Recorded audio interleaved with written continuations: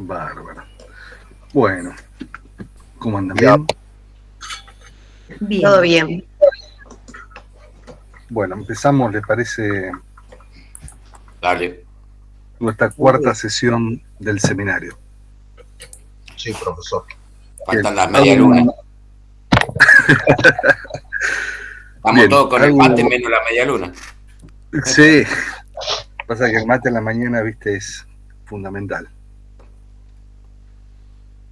Este es mi segundo termo de mate. El primero fue a las 4 de la mañana. El termonuclear. Pensé que era el único loco que se levanta a la madrugada un sábado. Yo levanto a las 5 para estar listo ahora. No, locos no. Todo igual. Locos Nos no, hacen madrugar, insomnes. Insomnes, que no es lo mismo. Profesor, gracias por subir el texto de Hume a los materiales. Bueno, bárbaro. Muchas gracias. Bárbaro. Le quería preguntar, ¿va a subir los textos de Husserl de las investigaciones lógicas? Digamos, la idea es que, digamos, que tengan como lectura obligatoria solamente la idea de la fenomenología. Si ustedes quieren las investigaciones lógicas, yo las subo. Es un texto Genial. Muy complejo, por eso no lo puse como lectura obligatoria. Pero si lo quieren, me avisan. Claro. Una cosa, No, mandame sí, el lunes, mandame un mail a la mañana, así me acuerdo, y lo subo. Gracias, profesor. Porque me pareció que algunas preguntas se respondían mejor con ese texto que con... Sí, lo que pasa es que yo lo que voy a hacer es una reconstrucción de ese texto. Ah, ok. Más que es un texto realmente muy complejo, no solo por el tema que analiza Husserl, sino porque es muy difícil, digamos, en el estilo que tiene de escritura, distinguir lo que es el propio pensamiento de Husserl y la cantidad de autores con los que dialoga, critica. Claro. Entonces, en cambio, la idea de la fenomenología, que es un curso, digamos, si bien es un texto árido, me parece que es mucho más simple de entender. Perdón, una aclaración. Cuando algunos decimos a la mañana, es antes de las 10:30, porque 10:30 ya es la hora del almuerzo para algunos. Claro, a esta altura sí. O de la picadita con el vermut, sí. ¿No? No, pero se rompe el ayuno. Claro. Bueno, hago una brevísima síntesis de la última clase y seguimos, ¿les parece?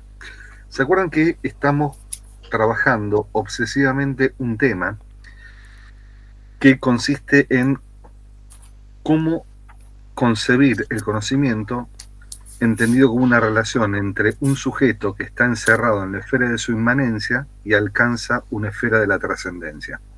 Esa esfera de la trascendencia se presenta como el objeto, el mundo o la realidad.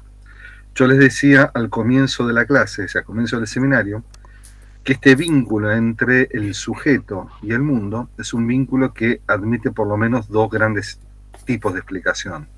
Una primera explicación que es de origen causal y una segunda explicación que es de origen fenomenológico trascendental. Lo que vimos hasta ahora es algo así como una especie de brevísima genealogía de lo que son explicaciones causales del conocimiento. ¿Esto dónde aparecía? Aparecía claramente en Descartes y en los empiristas. ¿Por qué las concibo como una explicación de tipo causal? Porque en el caso de Descartes, para poder establecer una correlación entre la conciencia y el mundo, necesita postular la existencia de Dios, que es el que garantiza la existencia del mundo y garantiza que lo que percibimos no es ningún tipo de engaño. Descartes está, digamos, obligado a instituir esta figura de Dios porque rechazó, ¿se acuerdan? De entrada, el concepto de semejanza entre el mundo exterior y las ideas que corresponden al mundo exterior. Entonces necesita una supercausa, para hacerlo de esta manera, que es Dios, que es el que está sosteniendo al mundo y sosteniendo a la conciencia.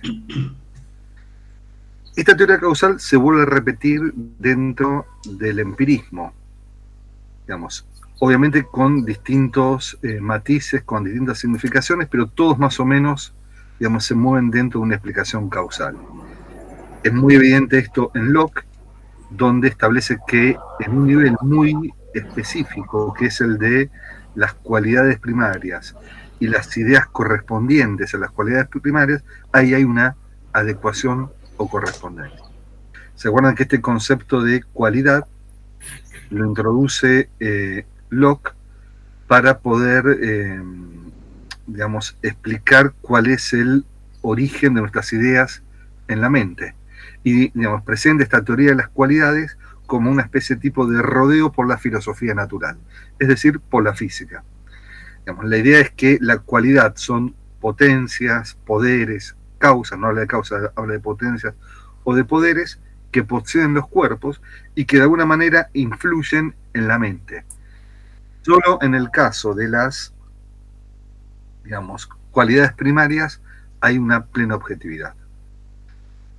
En el caso de Berkeley, que fue el segundo autor que vimos, Berkeley parte de la misma, digamos, terminología, de los mismos planteos que Locke, pero le parece que la idea de una sustancia material o de un cuerpo que es capaz de causar ideas en la mente es un contrasentido, porque parte del supuesto de que solamente hay, digamos que lo semejante puede causar lo semejante. Entonces, la conclusión que saca es que la siguiente, digamos, los mismos argumentos que utiliza Locke para decir que las cualidades secundarias son subjetivas, se lo puede aplicar al caso de las cualidades primarias, que son tan subjetivas como las secundarias, ¿no? Por unos ejemplos que son realmente interesantes, ¿no? Por ejemplo, grande o pequeño no tiene un valor absoluto, sino que siempre implican una relatividad a un sujeto para el cual algo es grande o pequeño. ¿Cuál es la conclusión, digamos, a mi juicio, extralimitada que saca, Berkeley? Que solamente existe el espíritu, ¿no? Ahora, no hay un único espíritu, hay un espíritu humano y un espíritu divino. ¿Cómo llega la idea de un espíritu divino? A partir de un análisis de las ideas de sensación. ¿Por qué? Porque claramente la experiencia que tenemos nosotros de las ideas de sensación es que no son subjetivas, ¿no? Por ejemplo, es un día hermoso, digamos, acá en Capital, salimos, vamos a la plaza de nuestro barrio, vemos los árboles, vemos el sol, las nubes, percibimos el viento, etcétera, el calor. Todas esas sensaciones son persistentes, son, coherentes, pero no están causadas por una sustancia material. ¿Cómo llega el argumento de Dios? Dice, bueno, esos rasgos de la experiencia de sensación hablan de, sabiduría y del poder de una mente distinta de la nuestra que está causando en este momento las ideas de sensación. Con lo cual, la tesis de Berkeley es la siguiente: supónganse que estuviéramos todos en el mismo lugar, con el mismo campo perceptivo, ¿no? Y tocamos un árbol. Al tocar el árbol, no es que estamos experimentando algo que producimos nosotros. No, experimentamos algo que no está causado por nuestra mente. Lo que niega Berkeley es que al tocar ese árbol haya una materia que sea la causa de las sensaciones. En realidad, lo que causa objetivamente esa sensación es la mente divina, que está, permanentemente sosteniendo todas nuestras ideas de sensación. ¿Cuál es la conclusión que hemos sacado de la exposición de Berkeley? Que claramente para Berkeley, Berkeley sostiene que el conocimiento, implica algún tipo de explicación causal. La diferencia que hay con Locke es que no hay un cuerpo material que cause las sensaciones, sino que hay otra mente distinta que la que está causando en este momento las sensaciones. Bien, y el último autor que vimos es Hume, que también se mueve dentro de esta tradición instituida y inaugurada por Locke. ¿Cuál es el giro que le imprime Hume a esta explicación causal? Bueno, lo que hace Hume es dar la versión escéptica de la teoría causal, ¿no? Tenemos impresiones de sensación, pero no sabemos por qué. Y el fundamento de este giro escéptico consiste en una crítica que hace al principio de causalidad, ¿no? Para Hume, el principio de causalidad está constituido por 3 tipos de relaciones, que es la precedencia temporal de la causa respecto del efecto, la contigüidad espacial de causa y efecto, y el más importante de todo, el vínculo necesario que hay entre causa y efecto. Las 2 primeras relaciones, es decir, la precedencia y la contigüidad, pueden ser acreditadas en la sensación. Es decir, yo puedo ver de alguna manera que primero se da la causa y después el efecto. Yo de alguna manera puedo ver que que la causa toca el efecto. Ahora, lo que no se puede acreditar en la sensación es el vínculo necesario entre causa y efecto. Por eso concluía Hume que, digamos, entre causa y efecto no hay un vínculo necesario, sino simplemente una mera costumbre. Estamos habituados a creer que cada vez que se produce fuego, entonces se da humo. Pero no sabemos necesariamente si el fuego es la causa del humo, ¿sí? Y esto es lo que sería tipo la conclusión escéptica del pensamiento de Hume. Creo que esto fue lo último que vimos, me parece. ¿Sí? Bien, hasta acá tienen alguna duda, pregunta, queja, comentario. Una consulta. No, eso es más o menos lo que perdón, Joe. Habla. Sí, ¿cómo es tu nombre? Obra... José. ¿Cómo? José Anile. José. Disculpa porque estoy con una cuenta que es de una asociación. Dale. La obra de Spinoza, entre estos 4 autores, ¿está más cerca de los 3 últimos? Es decir, la obra de Spinoza es una continuación y radicalización del racionalismo cartesiano. ¿No? Es decir, no es un empirista, claramente, pero es un autor que radicaliza la tradición cartesiana, junto y contemporáneamente con Leibniz. ¿Sí? Bien, ¿les hago otra pregunta? No, que lo que venía hablando usted, el resumen que hizo recién, es más o menos lo que venía leyendo para responder el cuestionario final. Claro.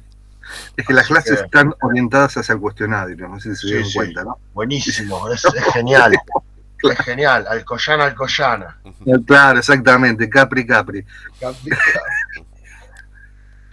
Bien, en este raconto de de los hitos así mínimos de la filosofía moderna, nos quedó pendiente un autor que es muy importante, que es Kant. Yo voy a comenzar, voy a dedicarle la primera parte de la clase a hacer una reconstrucción de un par de puntos de la filosofía de Kant. No de toda la filosofía, sino de algunos pasajes. Voy a tomar como punto, el primer punto que me gustaría, abordar de Kant son algunas ideas que aparecen en el prólogo a la segunda edición de la Crítica de la Razón Pura.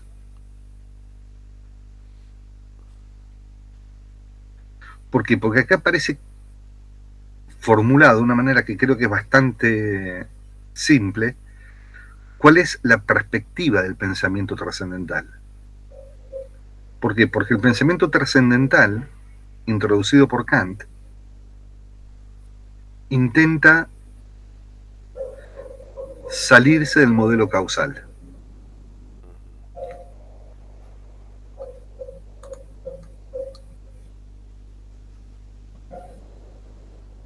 Es decir, intenta mostrar que el vínculo que hay entre mundo y conciencia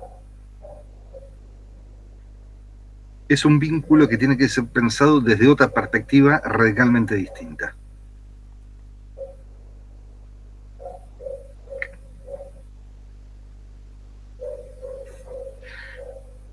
O se los digo de otra manera, Kant acepta el desafío de Hume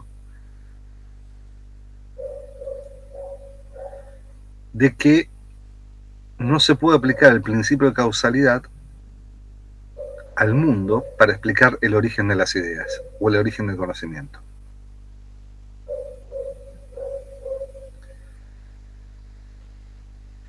Pero, a diferencia de Hume,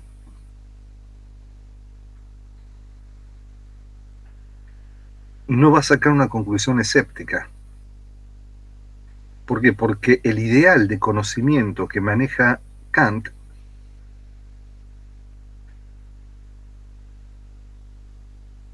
sostiene que el conocimiento tiene que ser universal y necesario.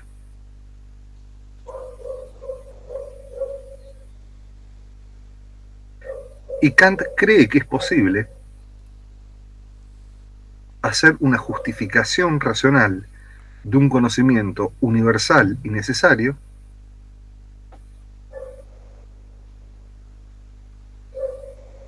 sin necesidad de apelar a una causa empírica.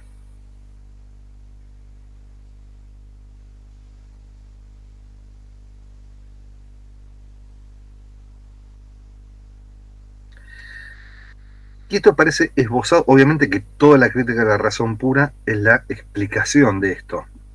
No vamos a ver toda la crítica de la razón pura porque no terminamos nunca más en la vida, sino de decir un par de cositas que aparecen en el prólogo de la segunda edición. ¿Qué hace Kant en el prólogo de la segunda edición? Que hace una especie de balance de las distintas esferas del conocimiento.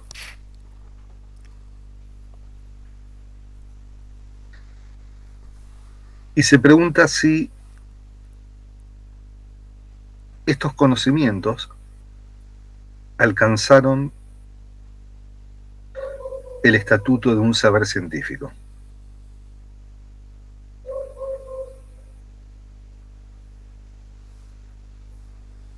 Y les vuelvo a repetir, saber científico significa conocimiento universal y necesario.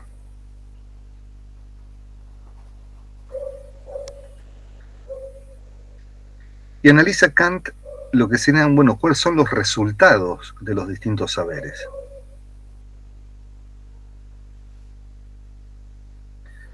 Primero analiza la lógica,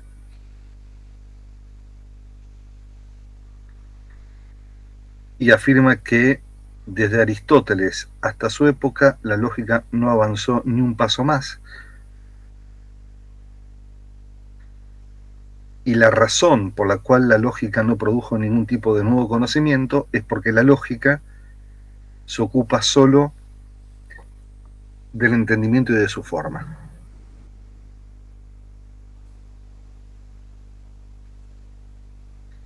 Después analiza la matemática.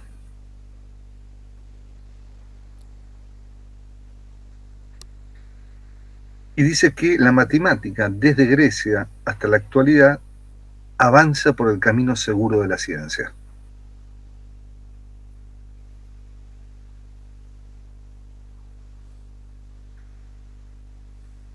Y la razón por la cual la matemática está en el camino seguro de la ciencia fue porque se produjo una revolución dentro del campo de la metodología matemática.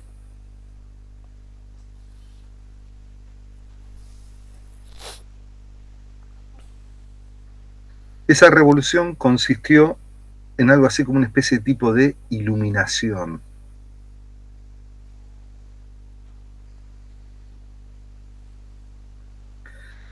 Según la cual se distinguió entre un ver puramente pasivo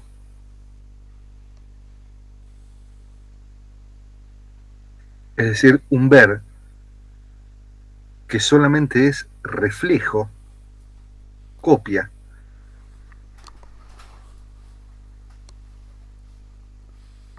y un ver que es productivo o constructivo.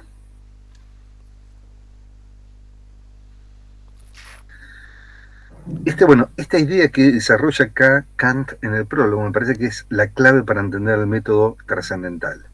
¿Por qué? Porque la idea central del método trascendental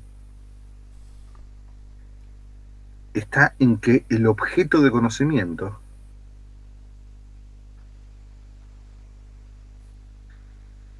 surge como resultado de un acto de producción.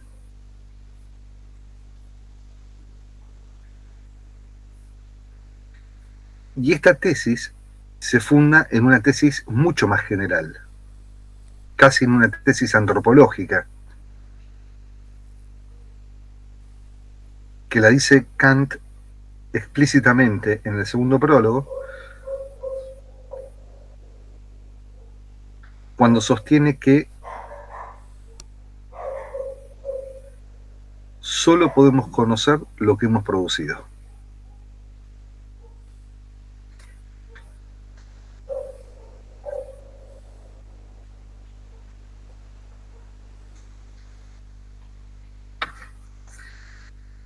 Fíjense, les voy a compartir dos textos de Kant del prólogo para que vean cómo propone esta idea, ¿no?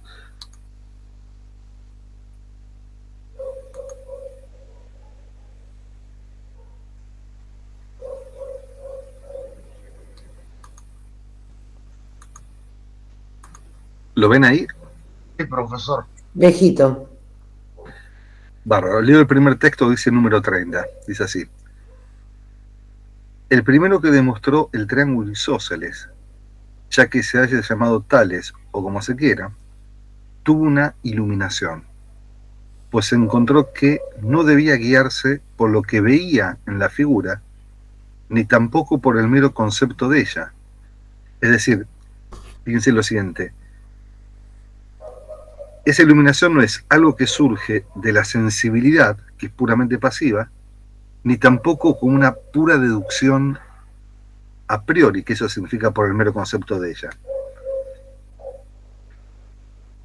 Ni tampoco por el mero concepto de ella, para aprender, por decirlo así, las propiedades de ella, sino que debía producirlas por medio de aquello que él mismo introducía a priori con el pensamiento, según conceptos, y exhibía por construcción en ella, y que para conocer con seguridad algo a priori, no debía atribuirle a la cosa nada más que lo que se seguía necesariamente de aquello que él mismo había puesto en ella según su concepto.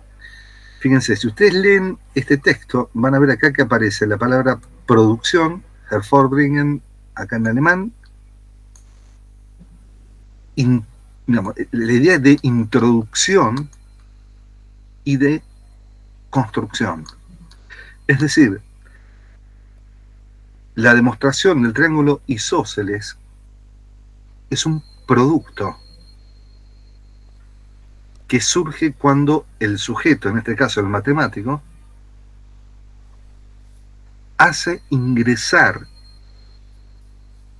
a la demostración en un espacio de juego donde hay conceptos que el propio investigador pone ahí.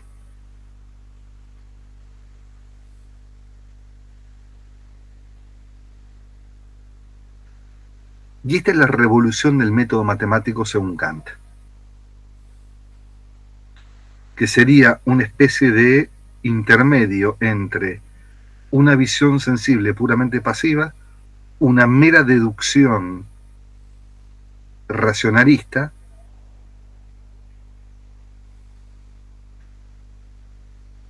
y que consiste en que a un objeto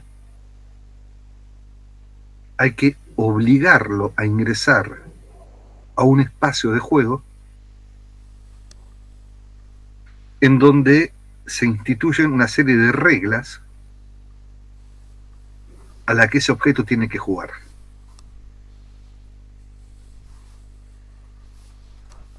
Esas reglas las llama Kant a priori, es decir, independientes de la experiencia y constitutivas de la subjetividad.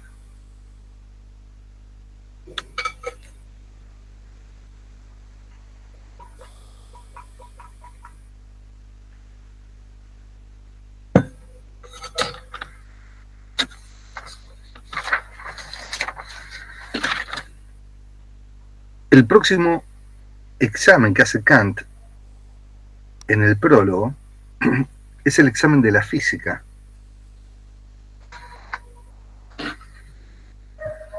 A la que considera también que ella también ingresó en el campo o en el camino de la ciencia.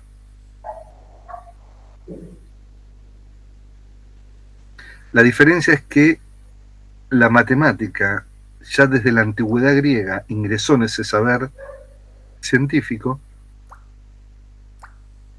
En el caso de la física, recién a partir del siglo XVI, con Francis Bacon, parece haber ingresado en ese dominio. Y acá Kant nuevamente vuelve a decir que en el siglo XVI se produce este ingreso de la física en el campo del saber, nuevamente por una revolución del pensamiento. Fíjense el próximo texto, que es el 31.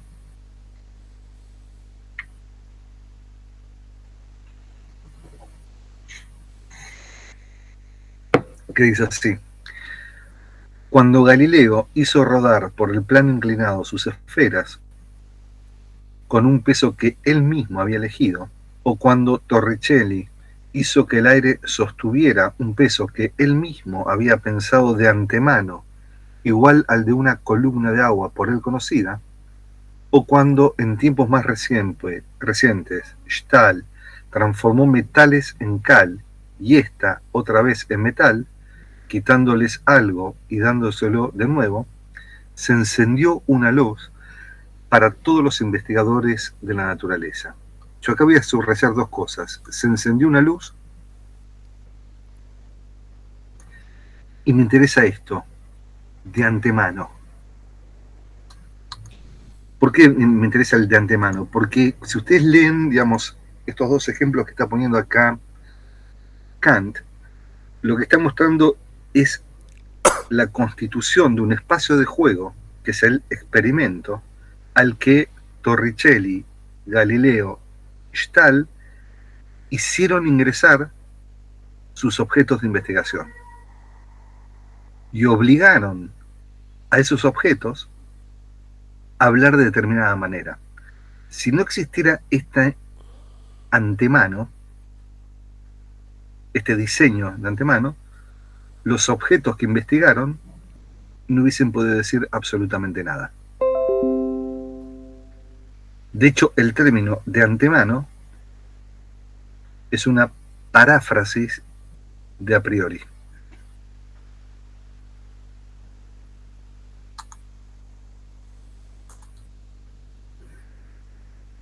Continúo.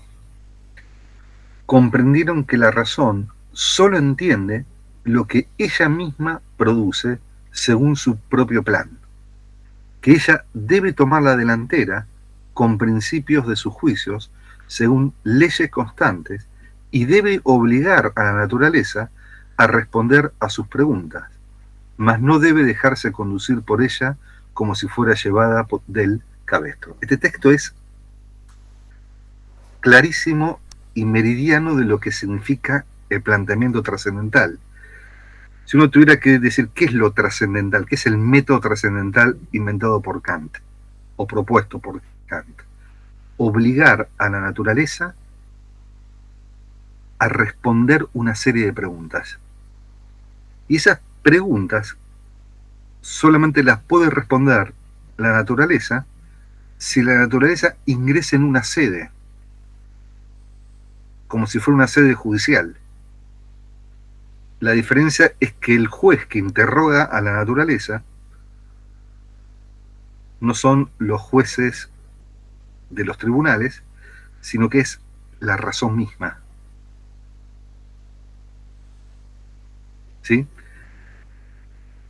Esa razón es la que convoca a la naturaleza, es decir, al mundo, a la realidad, lo que fuera, a que diga algo. Esto lo voy a vincular con otro autor que no tiene nada que ver con Kant, que es contemporáneo, pero que utiliza una metáfora que se la puede vincular con esto, que es un sociólogo francés que se llama Bruno Latour. En un libro muy bueno que se llama Nunca fuimos modernos, que es hipercrítico de Kant,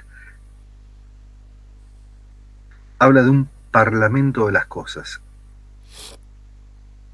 Y la idea es la siguiente: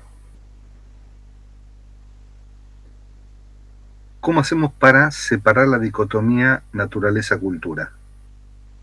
dándole a las cosas la posibilidad de hablar, instituyendo un parlamento en el cual las cosas digan lo que tienen que decir. A pesar de que Latour es un crítico acérrimo de Kant, ese concepto, esa imagen de un parlamento de las cosas, guarda un parecido de familia evidente con este tribunal de la razón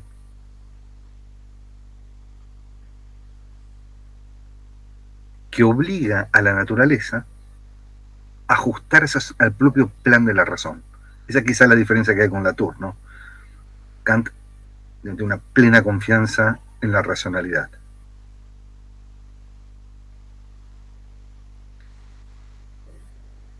Ahora fíjense, ¿por qué se llama esto método trascendental?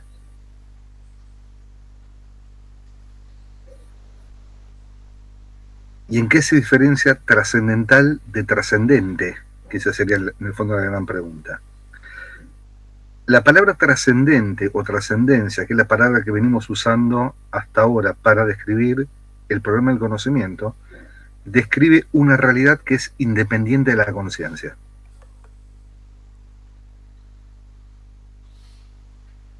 La palabra trascendental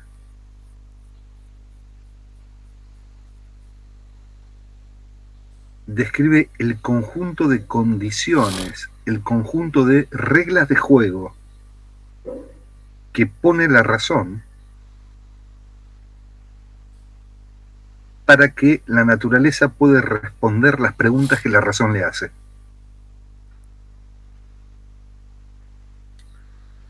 ¿Ven la diferencia?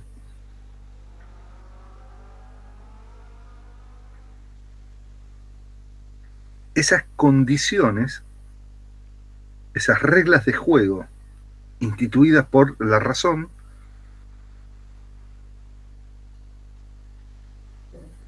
sobrepasan a la naturaleza misma. Eso significa las trascienden.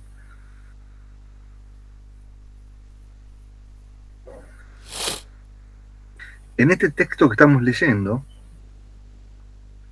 ese sobrepasar de las reglas de juego, ese sobrepasar de las preguntas que tiene la razón y que obliga a la naturaleza a ingresar a ese espacio de interlocución,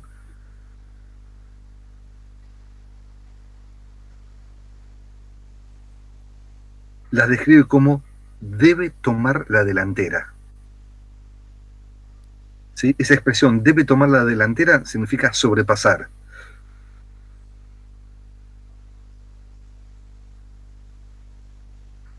Y eso es lo que significa, fundamentalmente, que la razón solamente puede conocer lo que ella misma produce.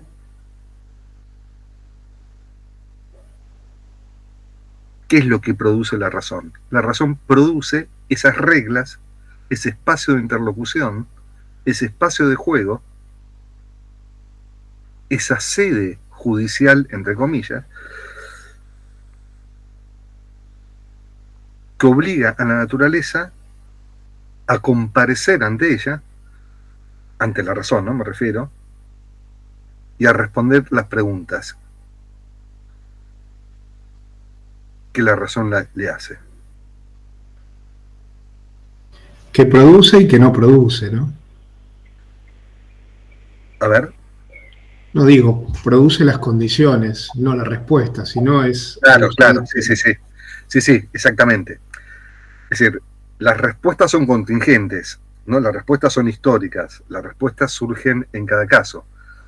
Lo que coloca la razón son las reglas, ¿no? Y que son siempre reglas universales. Ahora, fíjense, como esas reglas, digamos, son universales, de ahí se sigue la condición necesaria y universal del conocimiento científico. Si la universalidad no es algo que esté en la naturaleza, sino que es algo que está en la razón y que la razón coloca en la naturaleza. Por eso, esta es la respuesta precisa de Kant a la crítica de la causalidad en Hume. O sea, Kant acuerda con Hume que el vínculo necesario no puede ser percibido. Buen día, una pregunta. Sí.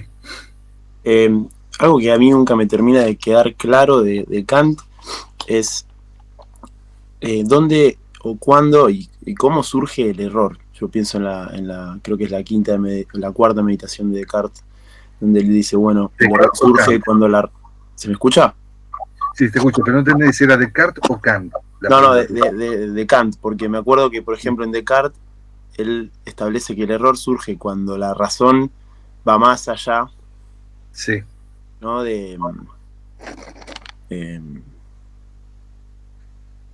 Cuando la voluntad va más allá de la razón. La voluntad va más allá de la razón, perdón, ahí está. Sí. Pero si en Kant la razón misma establece estas reglas de juego, ¿en qué momento surge el error, por ejemplo? El error no es del plano de las reglas de juego, porque son necesarias y universales, sino que el error es del plano de la contingencia y de la finitud de la razón. O sea, lo que en Descartes es, digamos, voluntad, en Kant es, digamos, finitud. ¿Por qué? Porque la razón siempre es finita, digamos, en contraposición con la, digamos, con la mente divina. Pero las reglas, es decir, el sistema categorial, es siempre necesario.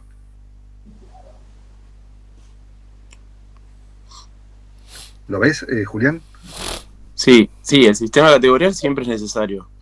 Siempre es necesario. Ahí no hay error posible, porque No. es como si fuera el diseño constitutivo de la mente con el cual, digamos, establece la cancha dentro de la cual la naturaleza tiene que jugar. Claro. ¿Y mi juicio cuándo va a ser erróneo, entonces? El juicio si yo mismo establezco las reglas de juego. Era un poco la pregunta que hizo Matías, ¿no? Digamos, siempre hay novedad en cada caso contingente histórico, ¿sí? En la experimentación. Donde no hay novedad y donde hay, si querés, certeza absoluta, es en el plano de la constitución o en el plano trascendental. Adrián, ¿y podrías ampliar un poquito en este sentido para entender más? Porque lo que está haciendo Kant es definir un sujeto formal, porque nunca es el sujeto empírico que conoce, ¿no? Claro, esta razón que establece las reglas dentro de las cuales juega la naturaleza es un yo. Pero ese yo es el yo de la percepción trascendental, que es una mera X que acompaña al uso de las categorías. Y por lo tanto es un yo universal. Es una subjetividad abstracta. Sí. Esas reglas que son universales y necesarias, ¿son innatas, digamos? ¿Son a priori a la racionalidad o cómo? Son a priori a la racionalidad. Es decir, la racionalidad, cada vez que piensa objetivamente, utiliza estas reglas. No son innatas en el sentido de constituidas genéticamente. ¿Por qué? Porque eso sería tipo una demostración de tipo empírica. Por ejemplo, hay un autor contemporáneo, un psicólogo, profesor en Harvard, que se llama Steven Pinker, que escribió un libro inspirado en la lingüística de Chomsky, que se llama no fue el nombre, El instinto del lenguaje. Entonces, lo que quiere demostrar Steven Pinker es que el sistema gramatical chomskiano, digamos, en última instancia describe una función cerebral. Y dice, bueno, por ejemplo, una de las reglas de la sintaxis chomskiana dice que una oración implica un sintagma nominal y un sintagma verbal. Según esta investigación, está localizada en la región perisilvana del cerebro, ¿no? Y bueno, propone un montón de explicaciones de tipo... Claro, que genéticamente tendemos al lenguaje, digamos. Claro, es decir, cuando vos construís una oración, esa oración está basada en una regla biológica de tu cerebro. Bueno, esa argumentación, más allá de que tenga razón o no, es una argumentación empírica. ¿Sí? Digamos, para Kant, el sistema categorial del entendimiento no está en el cerebro. El sistema categorial del entendimiento está en la posición objetiva que el sujeto asume frente al mundo. Eso es el carácter trascendental no empírico del entendimiento.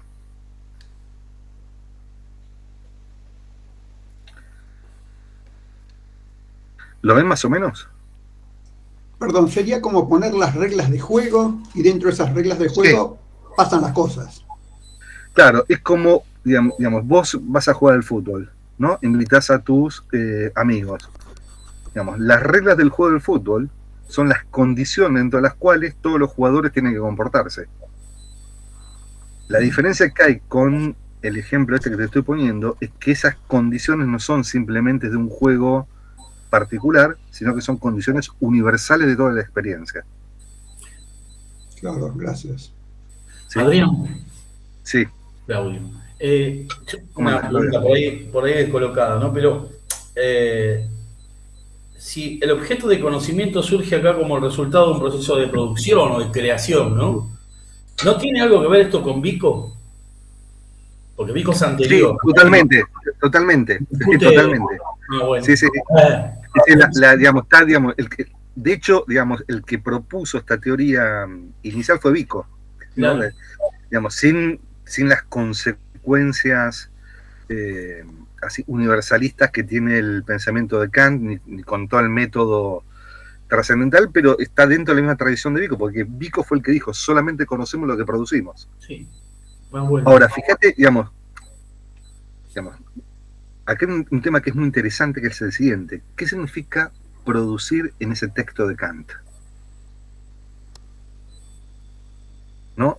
El término este hervorbringen es sinónimo de otro término en alemán que es herstellen, que también significa producir. Cuando uno habla de producción, en general, ¿en qué piensa? En causación, en fabricación, ¿no? Producir es fabricar, como por ejemplo, el ejemplo que pone Aristóteles en la física, cuando el escultor esculpe la estatua de Apolo a partir de un bloque de bronce, ¿no? Es una operación de tipo manual. Bueno, acá la palabra producción, a pesar de que tiene esta significación causal, no tiene sentido causal. Ahora, usted me dirá, bueno, ¿qué sentido tiene? Bueno, el sentido es el siguiente: poner condiciones de aparición. Tiene bringen, claro. Que es como traer. Claro, hay una paráfrasis que hace Heidegger, después aprueba esta palabra hervorbringen, y la parafrasea así. Dice, la separa, bueno, es muy típico del pensamiento de Heidegger, ¿no? Dice her-por-bringen.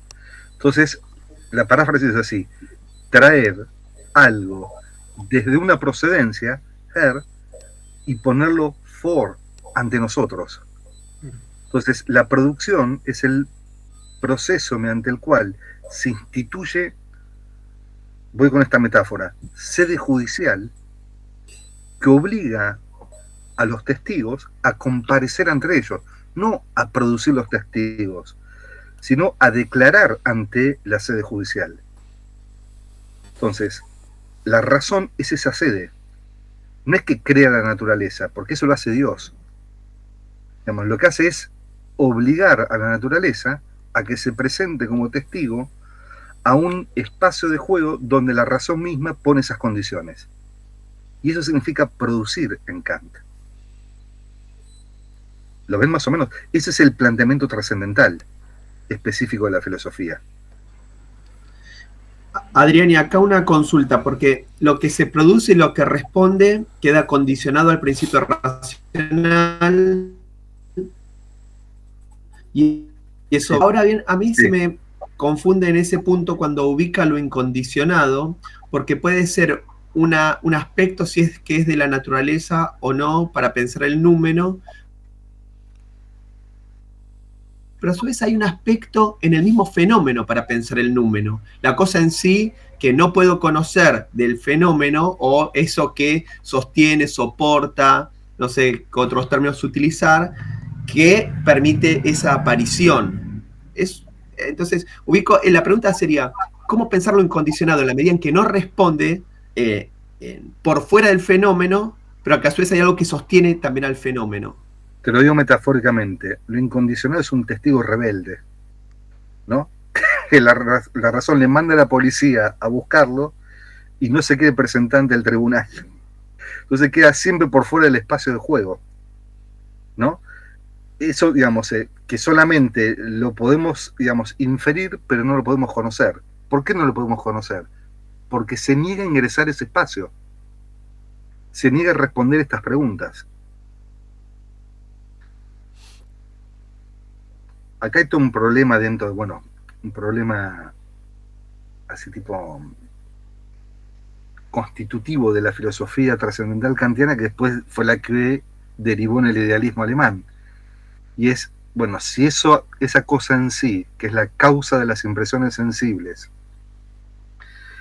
es desconocido, ¿por qué planteas ese problema? Porque te estás extralimitando en el uso del principio de causalidad por fuera de los fenómenos, ¿no? Hay una especie como de inconsistencia en el planteamiento kantiano. Pero bueno, más allá de eso, la idea de una cosa en sí es esa, hay un núcleo que se resiste a ingresar a ese espacio delimitado de preguntas.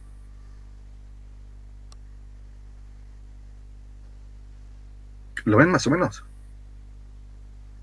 ¿Se resiste o ingresa y se convierte en fenómeno? No, se resiste, pues es desconocido.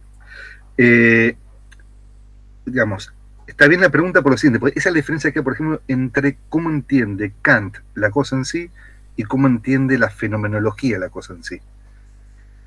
En Kant, la cosa en sí es lo totalmente desconocido.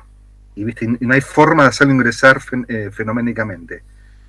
En la fenomenología husserliana no hay una cosa en sí absoluta, sino que la cosa en sí, sucesivamente puede ir revelándose, ¿no? Entonces, ingresa al campo de interrogación, muestra una parte, pero no hay un núcleo duro que queda totalmente excluido de la interrogación, sino que con sucesivas interrogaciones va revelando y se va fenomenalizando.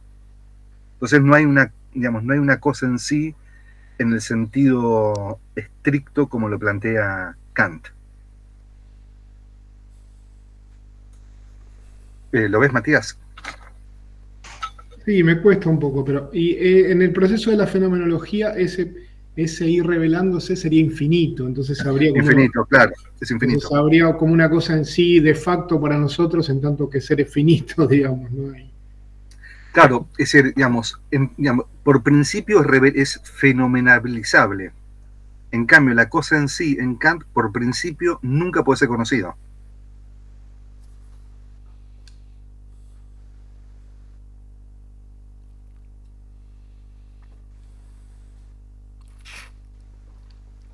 Esa es la gran diferencia que hay entre uno. E insisto un poquito más entonces, porque hay algo, digamos, del objeto que entra en espacio y tiempo que en tanto cosa en sí no lo podemos conocer. Pero ahora bien, hay otro campo de ideas que a su vez también refieren al númeno. ¿O eso es así en el sentido Dios, alma, mundo y la inmortalidad? Sí. Entonces, a su vez todo ese planteo cartesiano que con el pensamiento cree alcanzar a través del conocimiento, acá pone ese límite entre... Bueno, claro, es un límite de la razón teórica. Claro. Es decir, no hay conocimiento científico ni del mundo, ni del alma, ni de Dios. Pero en términos prácticos sí. Digamos, no puedes hacer juicios sintéticos a priori sobre la existencia del alma o de Dios. Ahora, en el plano de la libertad, digamos, o en términos prácticos, digamos, es decir, accedes prácticamente, pero no por vía del conocimiento. Perdón, otra cosa, y el noúmeno, entonces, ¿vendría a ser de alguna manera trascendente o es como una idea asintótica que la razón nunca logra alcanzar? Una idea regulativa. Claro. Claro, el noúmeno la palabra noúmeno significa inteligible. Eso significa. En los textos precríticos de Kant, digamos, Kant fue, digamos, buscando distintas formulaciones. Hay algunos textos donde, digamos, es posible un conocimiento del noúmeno no vía sensible, sino vía del entendimiento. Cuando en la crítica de la razón pura él formula su filosofía de tipo trascendental, ese núcleo inteligible de la realidad queda por fuera del conocimiento, pero queda absolutamente por fuera del conocimiento.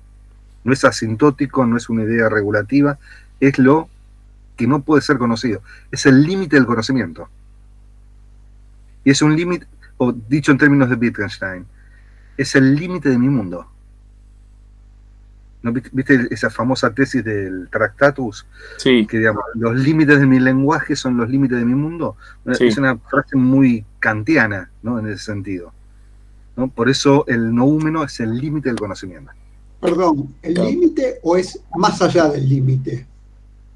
Es el límite porque es como, si la palabra límite tiene como dos sentidos, ¿no? La palabra límite puede entenderse como una barrera infranqueable, o la palabra límite puede concebirse como frontera, digamos, donde en la frontera hay, digamos, porosidad, ¿no?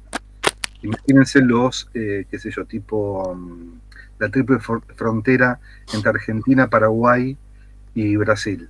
No es un límite infranqueable, sino que hay comercio, hay, digamos, digamos, zonas... No hay un marqués que cuide. Claro, exactamente. Acá, digamos, acá la palabra límite tiene el sentido de barrera infranqueable. Es con aquello, ¿viste como la película, ¿se acuerdan de Truman Show? Cuando quieres, al final quieres salir de, digamos, de esa ciudad donde vives, golpea contra el límite. Esa es un poco la idea de límite.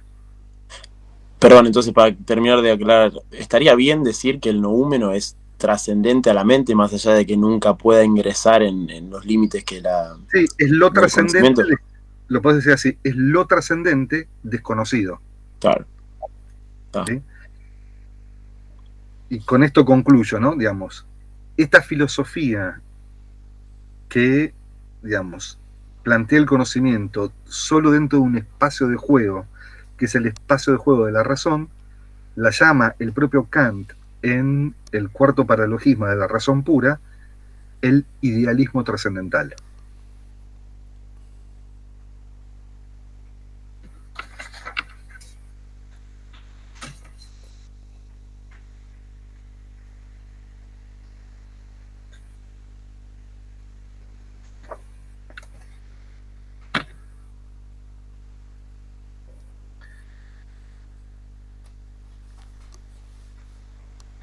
Bien, ¿les quedó más o menos claro el tema? No digo totalmente, sí, digamos, comprendido, pues es realmente bastante complejo. Voy a dejar de compartir acá. Bien, lo que yo quería mostrarle con este texto, es decir, esto es simplemente una muestra gratis, ¿no? Digamos, el desarrollo exhaustivo de la filosofía trascendental está en toda la crítica de la razón pura. Pero lo que le quería mostrar es la diferencia que hay fundamentalmente entre una explicación causal del conocimiento y una explicación que renuncia a la causa y establece condiciones de aparición. Esas condiciones de aparición es lo que se llama planteamiento trascendental del conocimiento. Bien, vamos a comenzar ahora con Husserl, con la fenomenología de Husserl.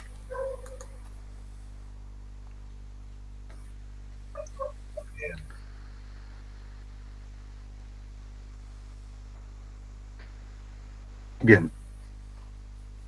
Husserl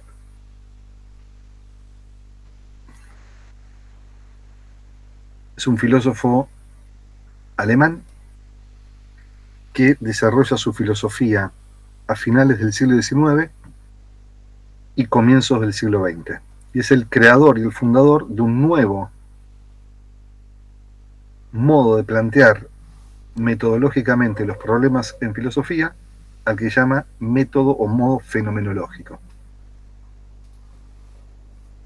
Obviamente que la palabra fenomenología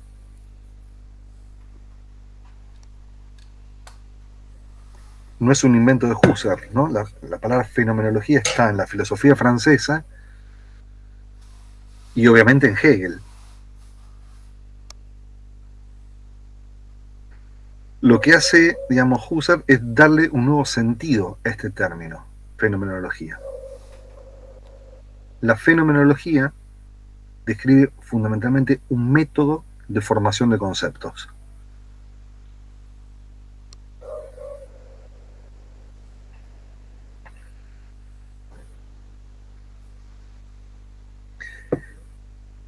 La primera irrupción de la fenomenología aparece en un libro publicado en el año 1900 y 1901 que se llama Investigaciones Lógicas.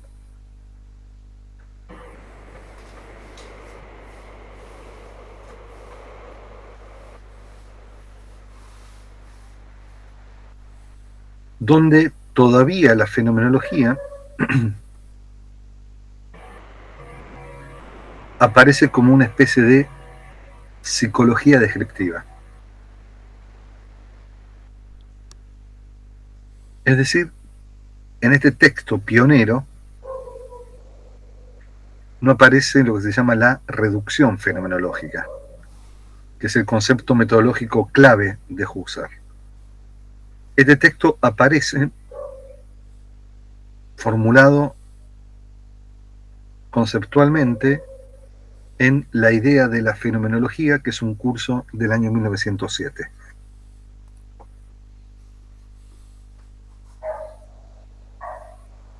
Discúlpame, ¿cómo se llamaba el texto? La idea de la fenomenología. Perdón, ese es el que vos subiste. Claro, el que tienen que leer, claro. Yo lo que voy a hacer hoy es presentar algunos conceptos centrales de investigaciones lógicas. Y la vez que viene, digamos, pues no creo que nos dé el tiempo, arrancamos con la idea de la fenomenología. ¿Sí? Bien. Las investigaciones lógicas están constituidas por una especie de prólogo, proemio, cuya temática central es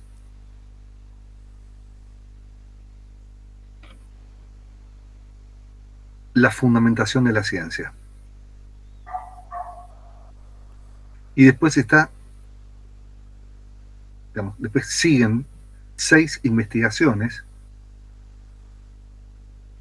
sobre distintos aspectos del conocimiento.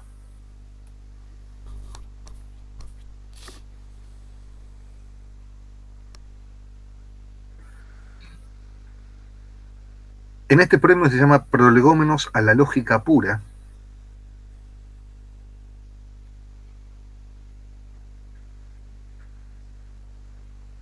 Husserl, entre varios temas, hay uno que es muy importante, lo que hace es hacer una crítica a lo que le llama al psicologismo.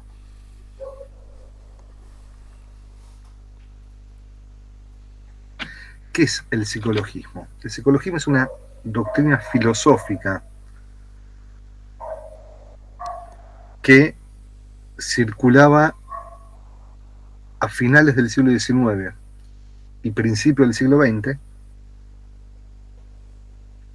que sostenía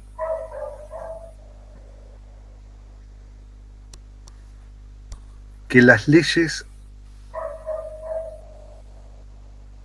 de las disciplinas formales, como la matemática y la lógica,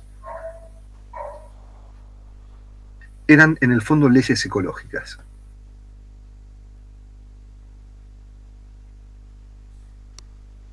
Y por lo tanto, la psicología se transformaba en la ciencia fundamental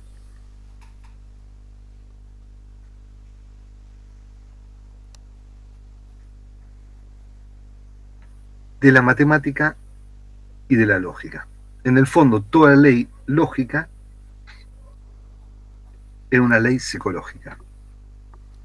Les pongo 2 ejemplos. Uno, hoy continúa esta línea, de investigación. Por ejemplo, el texto que les puse de ejemplo de Steven Pinker, que sostiene que la ley gramatical chomskiana, que dice que una oración es una combinación de un sintagma nominal y un sintagma verbal, tiene un fundamento cerebral, neuronal, eso es una variante contemporánea del psicologismo. ¿Sí? Hoy lo llamaríamos biologicismo. Digamos, hoy lo llamaríamos, por ejemplo, las ciencias neurológicas serían el fundamento de la gramática y de las disciplinas formales. Esa sería una versión contemporánea. Una versión más antigua aparece, por ejemplo, en Locke, ¿no? Locke es como una de las fuentes del psicologismo de la época de Husserl. ¿Se acuerdan cuando vimos la refutación del innatismo de las ideas?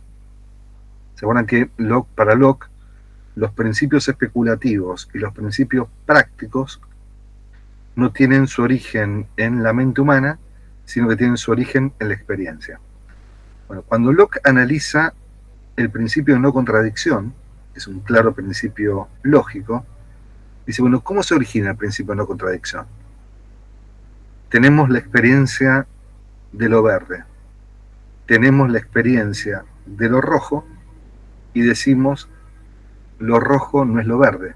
Entonces, el principio que dice que no es posible que A y no A sean, digamos, verdadero y falso, tiene su origen en la experiencia. Bueno, esa es una explicación empírica del principio de no contradicción. Husserl, que tenía formación matemática, rechaza de plano el psicologismo.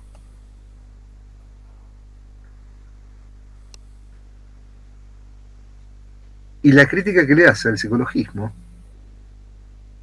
es que confunden dos tipos de leyes.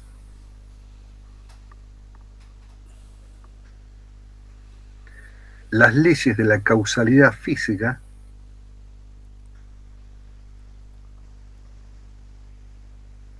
con las leyes normativas de las disciplinas formales.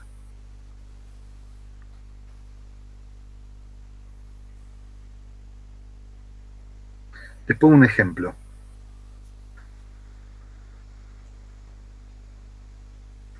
Cuando uno hace un razonamiento, obviamente que hacer un razonamiento y poner en funcionamiento todo el aparato del discurso presupone un montón de leyes biológicas y físicas, ¿no?, que se producen en nuestro conocimiento, en nuestro cerebro. Si no tuviéramos cerebro, sería imposible hablar y sería imposible, ¿qué?, razonar.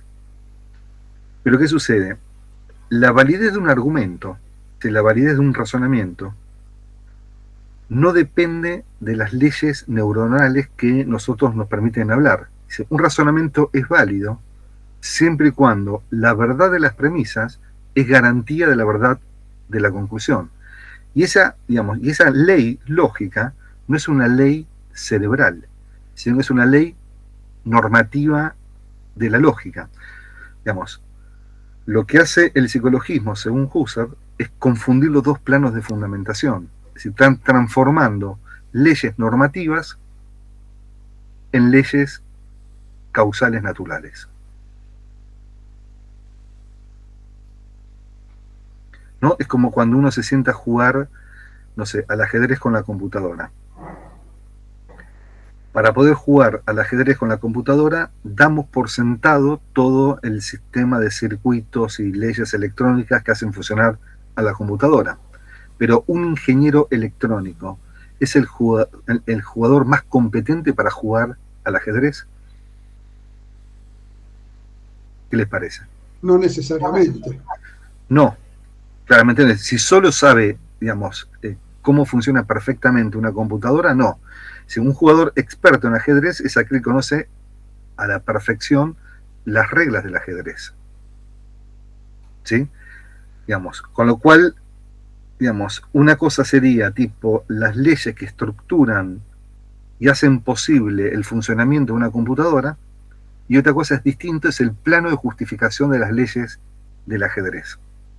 ¿Sí? Por eso, cuando se producen esos combates entre computadoras súper modernas y jugadores de ajedrez en general llaman a un campeón mundial que, digamos, que sabe perfectamente cómo juega el ajedrez, y no llaman al diseñador, no sé, a Bill Gates que, digamos, diseñó Windows. ¿Lo ven? Entonces, el psicologismo es un tipo de filosofía que produce una confusión en los planos de las leyes y transforma todas las leyes en leyes naturales.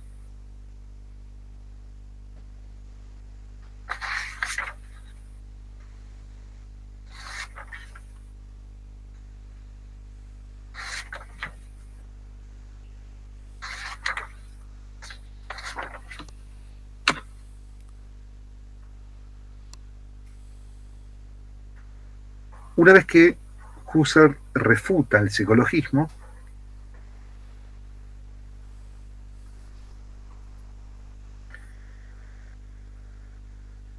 comienza toda una investigación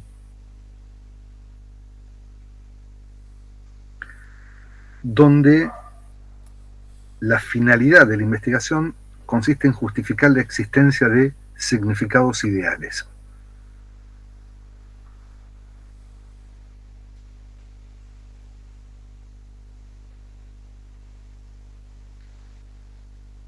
Y digamos, digo esto, digamos, para que se tenga en cuenta bien cuál es la meta que persigue Husserl y quién es el adversario argumentativo de Husserl.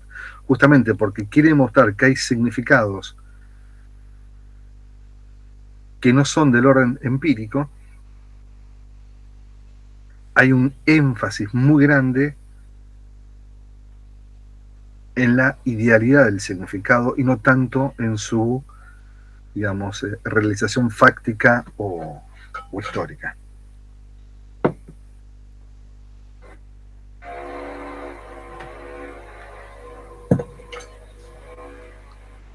Perdón, sería no tanto en la praxis.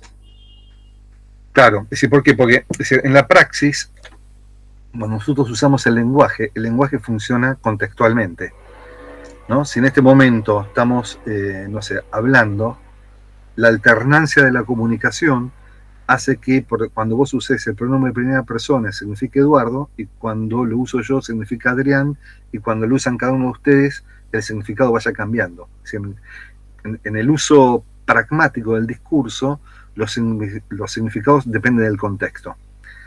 Bueno, Husserl va a orientar toda su investigación a mostrar que hay significados que no dependen del contexto, que tienen carácter ideal. Eso significa la palabra idealidad. Por ejemplo,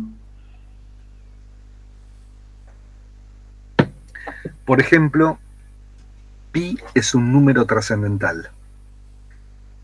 7 más 5 igual 12.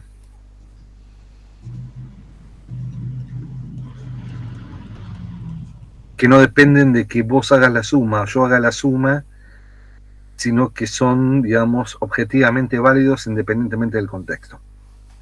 Gracias. ¿Sí? Bien. Digamos, nosotros, yo no voy a hacer una exposición de las 6 investigaciones lógicas, vamos a ver algunos aspectos de la primera investigación lógica, algunos aspectos de la quinta investigación lógica. Lo que me interesa de la quinta investigación lógica es la definición de conciencia. Y por último vamos a ver el concepto de conocimiento de la sexta investigación lógica.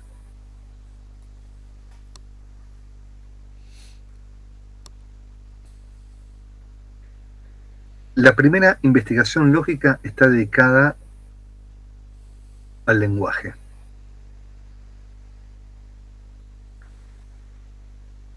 Y lleva por título Expresión y significación.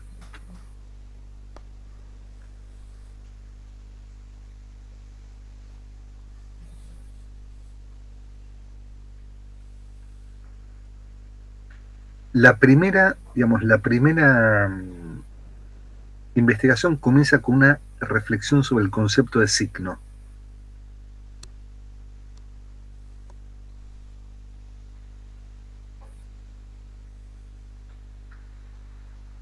Husserl distingue dos tipos de signos. Lo que llama el signo en sentido estricto y el signo en sentido amplio.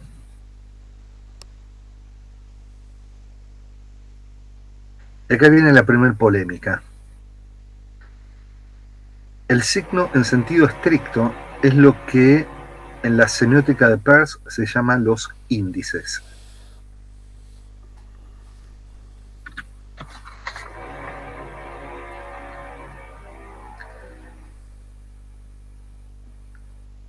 Les pongo un ejemplo de Husserl, que dice así: el estigma es signo de esclavitud.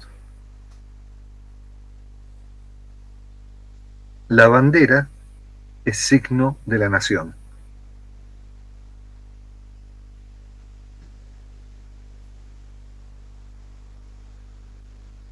Esto lo llama indicaciones. Y se caracterizan, y aquí viene la tesis polémica, ¿no? Los índices o, digamos, las indicaciones o el signo en sentido estricto carecen de significado.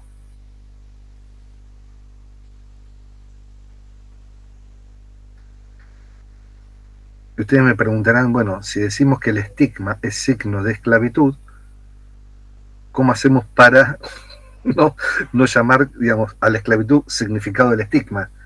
¿No? Suena como bastante traído de los pelos, ¿no? O si decimos la bandera es signo de la nación, ¿cómo hacemos para, digamos, justificar que nación es el significado de bandera?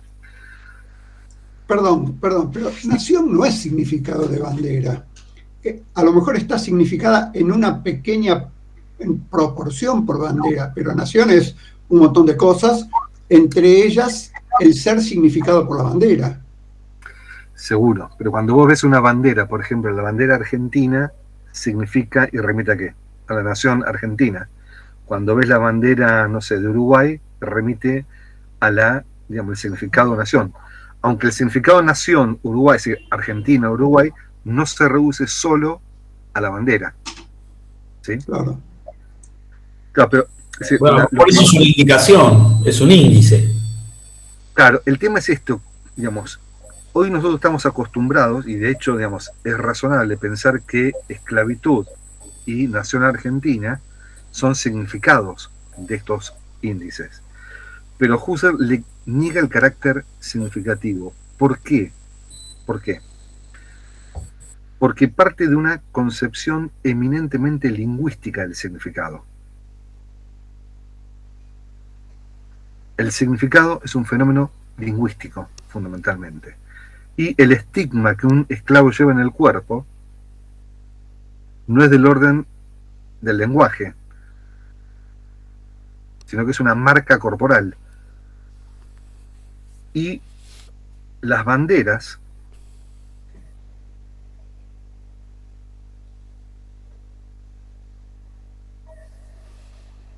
tienen una representación muy distinta de la representación fonética del lenguaje. Esto es lo mismo que nos habías dicho en la primera clase, ¿no? Esta diferencia entre dos planos, uno que podría ser más de índole simbólica y otro más de índole más material, digamos.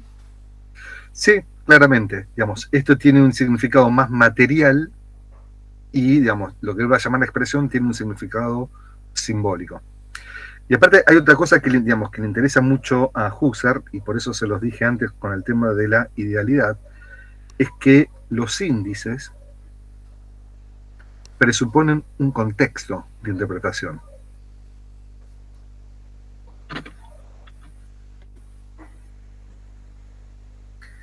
De hecho, esto lo dice de esta manera, se lo digo en el lenguaje como lo dice Husserl, ¿no?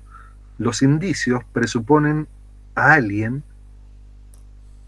que establece un juicio y que conecta el estigma con la esclavitud. ¿Podrías repetir la frase? Sí. los indicios presuponen a alguien que emite un juicio que conecta el estigma con la esclavitud. Es decir, dicho en términos más contemporáneos, presuponen un contexto interpretativo. Claro, porque en otro contexto, en otra época, podría el estigma significar otra cosa. Exactamente, exactamente. Puede significar, por ejemplo, una herida de una operación, puede ser una herida de cualquier otro tipo. Sí, yo pensé en los religiosos, ¿viste el estigma que tiene? Claro, exactamente. Por ejemplo, los religiosos que usan el cilicio y tienen la pierna o los brazos marcados, esos estigmas no son estigmas, no son indicios de esclavitud, sino que son indicios de vida monástica, por ejemplo, ¿no? Entonces vos presupones todo un sistema interpretativo que es el que te permite emitir el juicio y pasar de una marca como esclavitud a una marca como, indicio de vida monástica. ¿Y podrían no significar nada? Es una buena pregunta. A ver. ¿Hay indicios que no signifiquen absolutamente nada? Bueno, esa es la tesis de trasfondo del nombre de la rosa, por ejemplo. ¿No? Al final, ¿se acuerdan que en el nombre de la rosa el personaje principal, que es Guillermo de Baskerville, va analizando a lo largo de toda la novela una serie de indicios que al final lo conducen a decir que el asesino es el bibliotecario, Jorge de Burgos. Cuando llega a esa conclusión, después hace todo un repaso de todo el procedimiento interpretativo y descubre que en realidad llegó por casualidad ahí. Entonces, la conclusión que saca Guillermo de Baskerville es que en el fondo los indicios no indican absolutamente nada, o que hay azar entre el indicio y lo indicado. Y esa es la razón por la cual el nombre de la rosa cierra con ese famoso hexámetro del nominalismo medieval que dice: la rosa prístina existe por su nombre, solo tenemos nombres desnudos. ¿No? Bueno, en esa hipótesis... Pero, sí. No, digo, pero si no indica nada, no sería un indicio, o sea, pierde la categoría de indicio, cuando ya te das cuenta que no te condujo a nada. Es otra cosa en todo caso. Claro, lo que pasa, digamos, es decir, un poco lo que quiero poner con este ejemplo es que en una teoría general de la significación nominalista, los indicios, digamos, son indicios de nada, en el sentido de que no hay una conexión entre uno y otro. Y que el razonamiento que hizo, Guillermo de Baskerville, al final, digamos, lo condujo al azar. Quizá la pregunta que hace Eduardo, te estoy interpretando, Eduardo, ¿no? Después decime a ver lo que te parece, es si existe algún indicio que sea un indicio de nada. No, perdón, a ver si puedo explicar lo que quise preguntar. Está el estigma, que para alguien es símbolo de esclavitud, para otro es símbolo de que se operó o monástico, de vida monástica. Ahora, para alguien que no conoce la esclavitud, no conoce la vida monástica y no se le ocurre que pueda haber sido operado, ese indicio puede no significar nada. Bien. En ese caso específico, la ausencia de interpretación es la significación privativa del indicio. O sea, que ahí iríamos a lo que dijo Vanina, no es indicio. No es indicio, pero no es carente totalmente de significado. Ponele que vos te trasladás a una cultura muy distinta de la nuestra, ¿no? Y te vas a encontrar un montón de objetos que no sabes para qué sirven. Esa comprensión, no sé para qué sirve, es el momento significativo privativo. Claro. La pregunta por ahí, digamos, más de fondo, siguiendo lo que veníamos charlando con el tema de la cosa en sí. La cosa en sí de Kant es lo absolutamente alosemiótico, ¿no? Es lo absolutamente que carece de significación. Ahora, ¿tenemos una experiencia de algo que sea absolutamente carente de significación? entiendo que no. Yo creo que no, pero no sé. Yo creo que lo que está diciendo Husserl es que no hay mundo ni conciencia, sino que hay algo así como conciencia de mundo. Entonces, algo que no significa nada sería el mundo no presentándose ante ninguna conciencia, y esa cosa no hay. Totalmente, digamos. Claro, porque la conciencia sería un... Entonces, no puede haber indicios que no signifiquen nada, porque serían indicios que no se presentan ante nadie, ni siquiera para decirle a ese alguien que eso es indicio de algo que no significa nada. ¿Se entiende? Hola, ¿eso es el idealismo llevado a su máxima expresión? El idealismo llevado a su máxima expresión es aquel que reduce el mundo a contenidos de conciencia. Claro, que sería lo que dijo Matías recién. No, lo que dice Matías es esto, digamos, no es que el mundo sea un producto de la conciencia, eso sería tipo, el idealismo en su máxima expresión es Berkeley, ¿no? Donde el mundo está producido por la mente divina.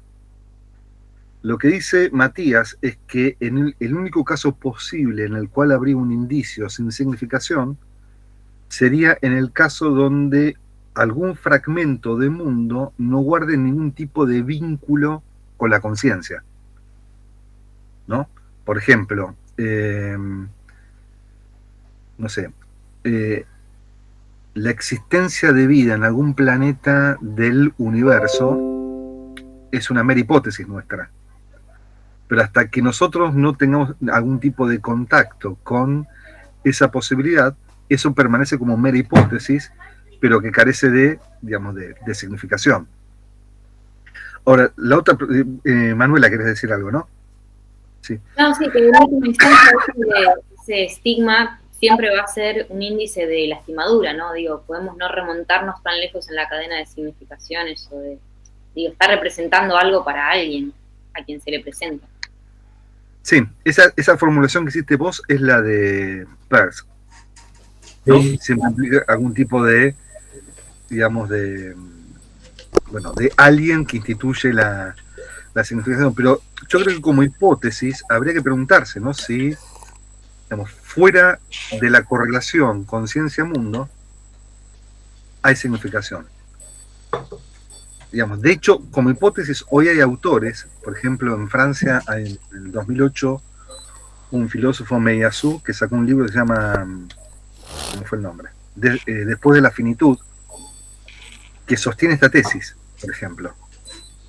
Yo creo que es totalmente inconsistente, pero bueno, es decir, hay que darle la palabra al que piense de otra manera. Por ejemplo, dice así Meillassoux: hoy, con el estado actual de la ciencia, podemos tener conocimiento de épocas en las cuales el hombre no existía, ¿no? Y podemos determinar, por ejemplo, que la Tierra comenzó hace 4.700 millones de años, donde el hombre no existía.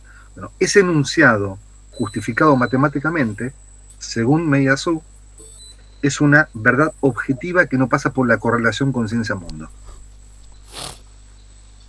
A mí me parece un absurdo, porque yo estoy muy metido dentro del modelo fenomenológico, y lo que le preguntaría es, bueno, el discurso de tipo matemático es un discurso humano, ¿no? Es decir, la mera formulación de la hipótesis presupone un sujeto de la enunciación. Claro, la significación siempre es humana, o sea, no puede haber significación fuera de lo humano. Claro, es que, digamos, fuera del humano hay alosemiosis, o por lo menos fuera de un espacio significativo hay alosemiosis.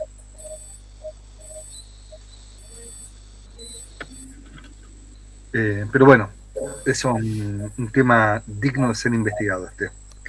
Entonces vuelvo a la distinción de signo, ¿no? Hay signo en sentido estricto, la indicación, que según Husserl carece de significado, pero implica una relación de motivación.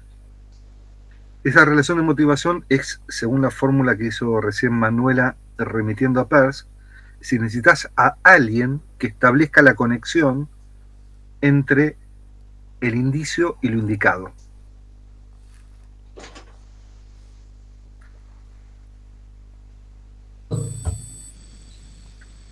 Ahora, el otro signo es la expresión, y para Husserl la expresión se define porque tiene significado.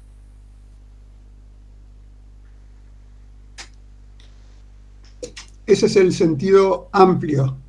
En el sentido amplio del término signo.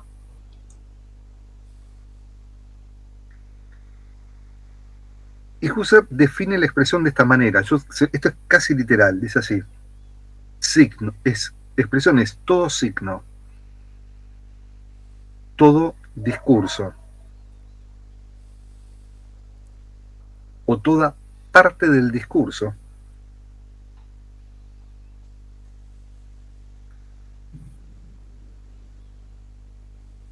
tenga o no una intención comunicativa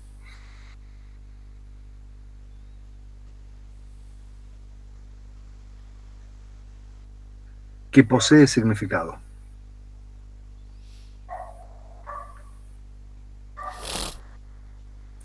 Si ustedes parafrasean esta frase casi literal de Husserl, van a ver que lo que está teniendo en cuenta Husserl para definir la expresión son las palabras, signo,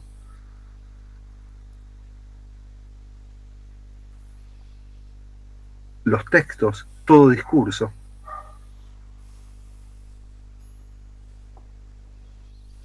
o los sintagmas, partes del discurso. Es decir, el modelo que tiene Husserl de significado es el significado eminentemente lingüístico. Por eso le niega significado a las indicaciones, porque las indicaciones no son lingüísticas.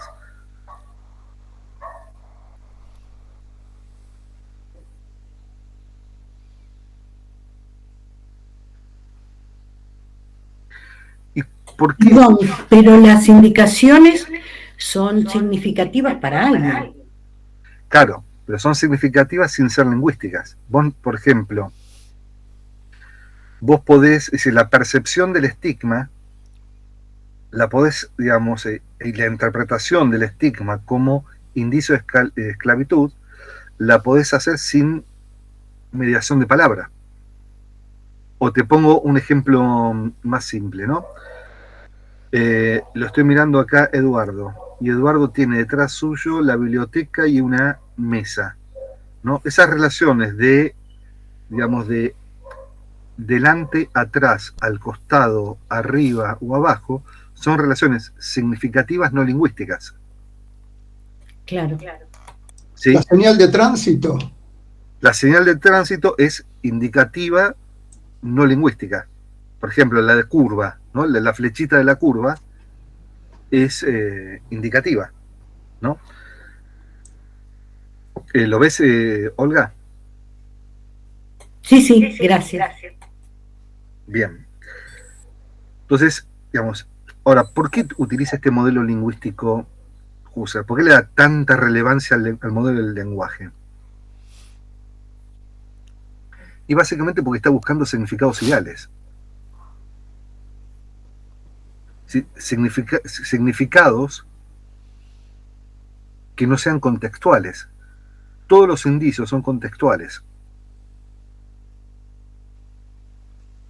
Los significados espaciales, como que puse yo recién, son todos también contextuales. Porque cada uno organiza la espacialidad de su casa de acuerdo a sus criterios, ¿no? Prácticos, eminentemente.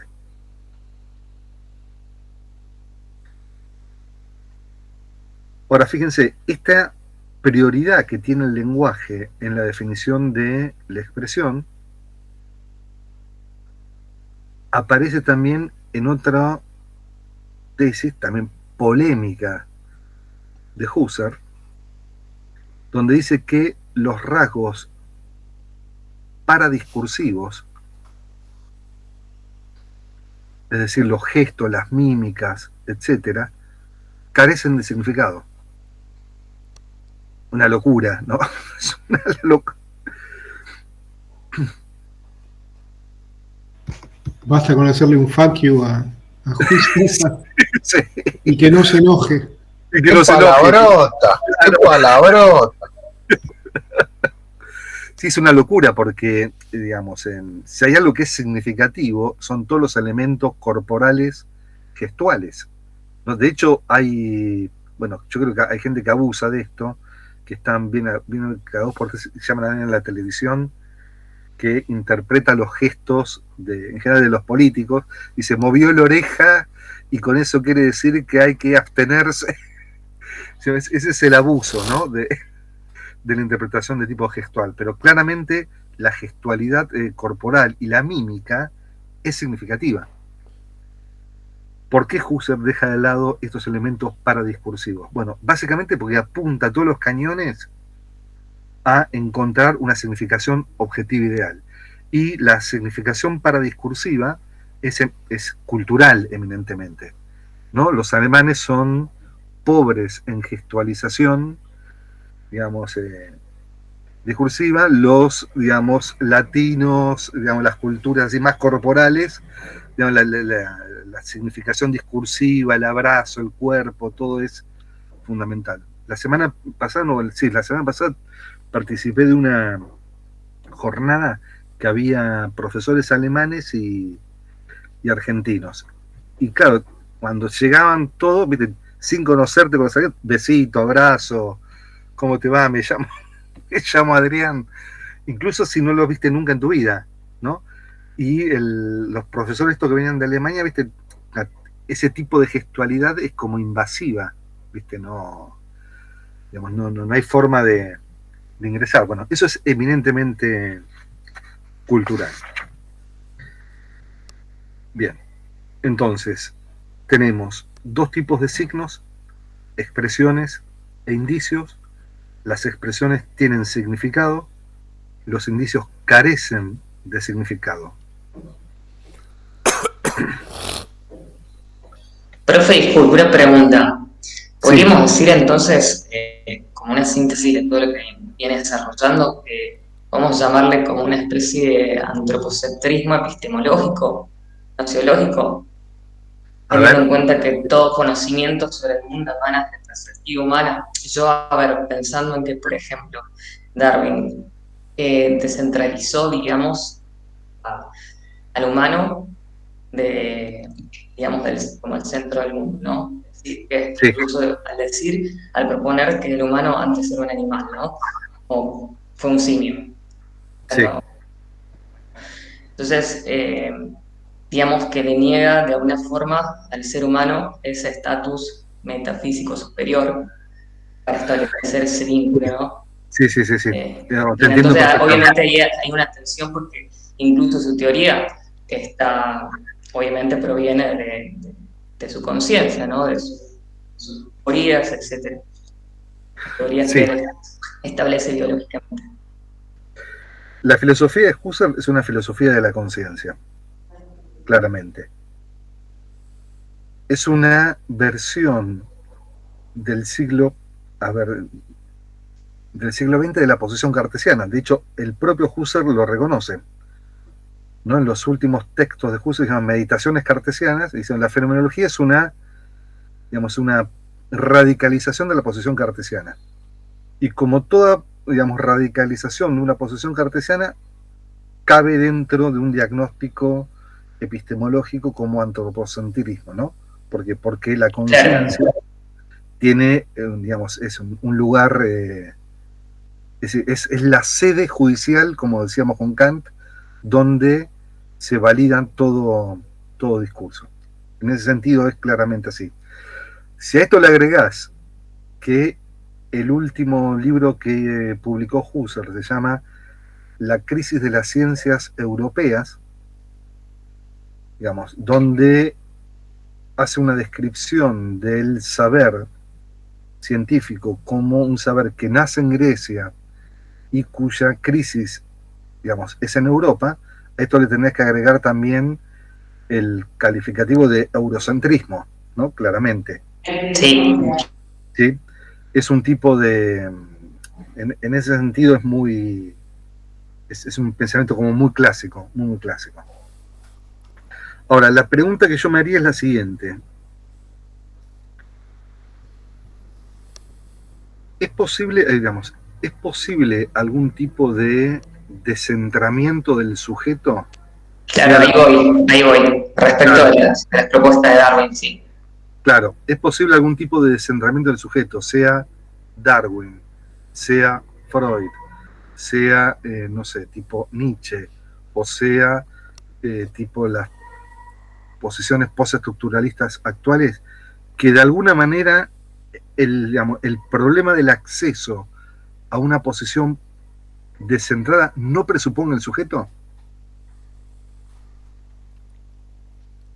¿Entendés Sí, por supuesto, es la misma pregunta que, bueno, lo que de alguna forma también trae el darwinismo, que incluso también tiene su desarrollo neodarwinista en la psicología evolutiva, y bueno, yo creo que plantea muchas preguntas de este tipo. Claro, bueno, ¿sabés? Esperen, le comento lo último a Gisela. ¿Viste este autor que yo mencioné, Steven Pinker? Pinker se inscribe dentro del modelo epistemológico evolucionista darwinista. Buen dato, gracias. Sí, es una versión así como contemporánea del evolucionismo. Sí, Eduardo. Sí, no me queda claro. Vos decís que no presupone al sujeto, si no es antropocentrista. Ahora, ¿puede presuponerlo sin estar en el centro? Claro, el tema es así, digamos. Vos podés sostener algún tipo de posición filosófica o religiosa del descentramiento. Digo religiosa, por ejemplo, el misticismo es una posición de descentramiento del sujeto, ¿no? Donde el sujeto queda inmerso en una realidad que lo termina apropiando. Lo podés concebir al sujeto como inmerso en la evolución de la vida o inmerso en un acontecimiento, pero la vía de acceso primera para justificar eso es una posición siempre de primera persona. En el sentido que siempre hay alguien que... Es lo que le pasa a Darwin. Claro, le pasa a Darwin, le pasa a Foucault, le pasa a Deleuze, le pasa a cualquiera. Es decir, cualquiera de las filosofías del descentramiento, en algún momento tienen que ponerle al libro que publican Darwin, Foucault, Deleuze, es decir... Esa es la tensión que se plantea en su teoría, justamente. O incluso en el misticismo, ¿no? El misticismo que sea tipo cristiano u oriental, que disuelve el yo en un acontecimiento, en un punto, el punto de partida siempre es una posición de primera persona. Si la posición de primera persona es ineludible desde el punto de vista metodológico, y ese es el fuerte de la fenomenología, ¿no? ¿Por qué Husserl es relevante en esta discusión? Porque, la vía de acceso es en primera persona. Julián, dale. Y había alguien levantado la mano que no me acuerdo quién era, pues se pasó rápido. Sí, Adrián, fui yo. Pasa que estoy con otra cuenta, perdón. ¿Cómo andás? No te había visto. Sí. Estás en la clínica de fútbol. La cuenta de una materia, perdón. Sí, dale. ¿Querías decir algo? Pero está primero... Dale. Yo me es lo mismo, que si quiero hablar primero. El que ustedes quieran, dale. No, yo pensando en base a esto que decía Eduardo, claro, no es posible el conocimiento sin conciencia, ¿no? Sin de alguna manera sujeto, pero se me ocurre que lo distinto del planteo puede ser la posición que ocupe el sujeto. Pienso también en toda la... Para pensar si es inherente a la fenomenología un antropocentrismo. Pienso en toda la escuela fenomenológica, no sé, de Scheller, Edith Stein, Edwin Conrad Matthews, Roman Ingarden, Adolf Reinhardt, todos esos que adoptan como una especie de fenomenología realista. Sí. Sí, pero todos ellos en algún momento parten de una posición de primera persona. Incluso por el más radical de todo es Heidegger. Heidegger es un gran crítico de la subjetividad, gran crítico de la posición del yo. Pero siempre el Dasein, en el acápite 9 de Ser y Tiempo, tiene como rasgo estructural la atribución de un yo y un tú. Lo que sucede es que el Dasein después se radicaliza y queda inscripto en un acontecimiento que se lo termina apropiando. pero nunca termina desde el punto de vista del acceso la eliminación de la primera persona, ¿no? Es decir, vos tenés fenomenologías donde la tensión entre acontecimiento y yo es tan fuerte que el acontecimiento termina absorbiendo al yo, y otras fenomenologías más clásicas como la de Husserl, donde el yo tiene una posición, digamos, más dominante, ¿no? Claro. Claro, entonces es como una paradoja estructural del pensamiento moderno, ¿no? O sea, podemos pensar que no somos centrales, pero ese pensamiento solo puede ser conseguido por nosotros mismos. Entonces, claro. el descentramiento ontológico del humano implica un descentramiento epistemológico. Entonces, en el caso del darwinismo, claramente relativiza nuestro lugar en el cosmos, pero obviamente no puede escapar de la estructura humana de conocer. Totalmente. Bueno, por eso incluso hay filósofos que hablan de un antropocentrismo a segundo orden. Nos quitamos del centro, pero seguimos siendo quienes lo dicen. Claro, hay una prioridad de la enunciación que es ineludible. No hay forma de justificarlo, sino. De hecho, las salidas, digamos, por ejemplo, Roberto Espósito tiene un libro muy interesante sobre el dispositivo de la persona, ¿no? Y al final, cuando quiere desarmar el dispositivo de la persona, dice que el discurso se debe guiar de acuerdo a frases agramaticales y verbos en infinitivos. También. Eso puede ser interesante como límite del discurso, pero vos no podés organizar una clase como esta si no la situás en posición de primera persona, ¿no? Sí, querías decir algo.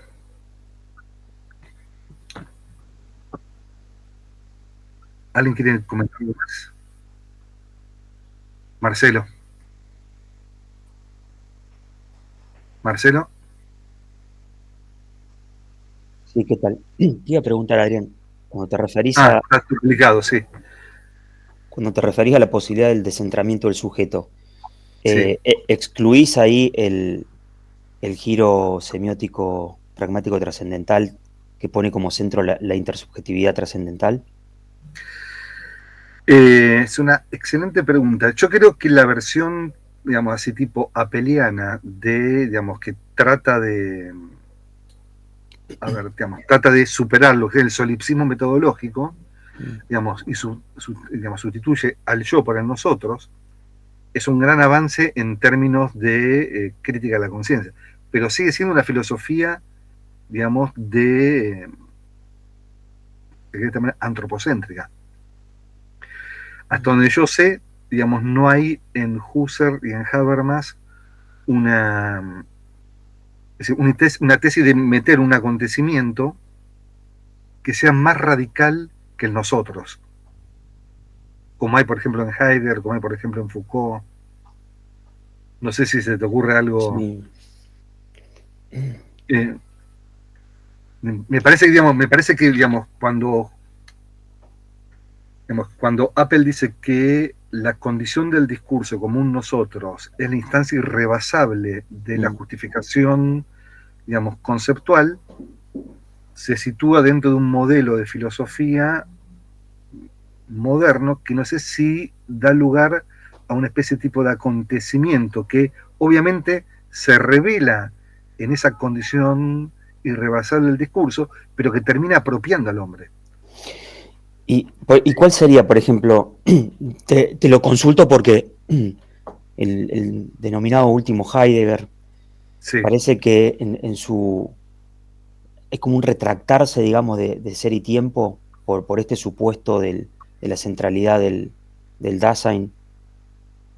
Vos ves en Heidegger que sí habría una superación de la, no sé si llamarlo filosofía del sujeto, pero incluso en todas sus variantes, incluida la de la intersubjetividad trascendental. ¿Crees que en el último Heidegger hay algo de eso o no? Mira, el último Heidegger pretende, digamos, instituir un punto de vista neutro que termina por absorber cualquier figura de tipo antropológica. Pero a diferencia de, por ejemplo, de Foucault y de otros autores post-estructuralistas, nunca desaparece del todo la figura de la subjetividad, ¿no? A lo sumo la subjetividad, que sería tipo la figura del Dasein, queda incorporada o apropiada por un acontecimiento impersonal, que es el acontecimiento de la historia de la verdad occidental. Pero no hay una muerte del hombre, no hay un intento de pensar un neutro en términos puramente absolutos, ni siquiera hay una especie tipo de eliminación de la intersubjetividad. La diferencia que habría entre, digamos, un planteamiento habermasiano-apeliano y un pensamiento heideggeriano es que, hasta donde entiendo yo, las condiciones últimas del discurso en la pragmática universal habermasiana digamos, son condiciones de los actos de habla. Y los actos de habla están entendidos en términos habermasianos, en términos personales, ¿no? Es un yo, un nosotros. En Heidegger habría un acto de habla que sería neutro, o pretendería ser neutro. Neutro es sin sujeto. La idea de que el lenguaje habla.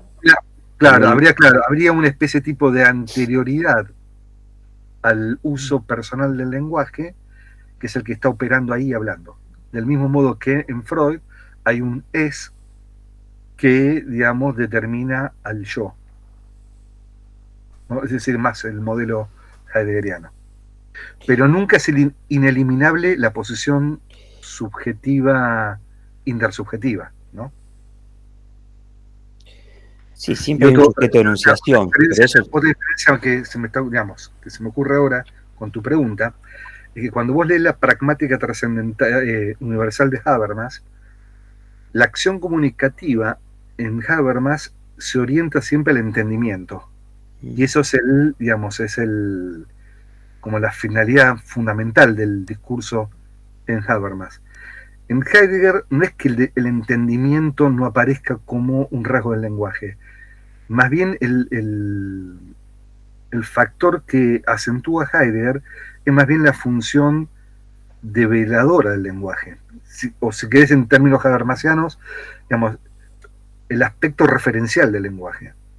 Y ahí hay una diferencia de acentos muy grande entre los dos modelos de filosofía. Sí. La metáfora que opera en el último Heidegger es la de que el Dasein es el pastor del ser. Entonces, sí, la idea, y la primera, acá el compañero hablaba del primer Heidegger, la primera es, bueno, la pregunta por el ser se da en el Dasein, entonces voy a hacer ese análisis existencial del Dasein, que es el que pregunta por el ser. Se hincha las pelotas de preguntarse por el ser y después al final es como que si dijera tengo que estar en presencia del ser que se revela por sí mismo, pero siempre ante alguien. O sea, solo es un cambio como de actitud metodológica. Pregunto por el ser y lo busco y trato de entenderlo, o dejo que él se me revele. Algo de ese orden, entiendo yo. Sí, hay un intento en Heidegger a partir del año 37, 38, de establecer un discurso sobre el ser sin ningún tipo de referencia al ente. Sea un ente que es que asume una figura antropológica, o un ente que no sea una figura antropológica, como puede ser, por ejemplo, la obra de arte. Ahora, ¿a qué conduce ese tipo de discurso? Y conduce a una especie tipo de escritura que es casi el límite del pensamiento de Heidegger, ¿no? Digamos, un discurso totalmente autorreferenciado, donde es muy difícil